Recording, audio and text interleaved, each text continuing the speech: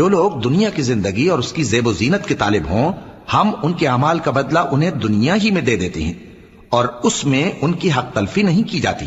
یہ وہ لوگ ہیں جن کے لیے آخرت میں آتش جہنم کے سوا اور کچھ نہیں، اور جو عمل انہوں نے دنیا میں کیے سب برباد، اور جو کچھ یہ کرتے رہے سب ضائع ہوا۔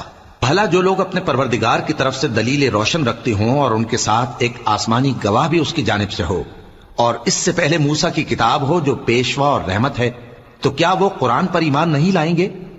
یہی لوگ تو اس پر ایمان لاتے ہیں، اور جو کوئی اور فرقوں میں سے اس سے منکر ہو تو اس کا ٹھکانہ آگ ہے۔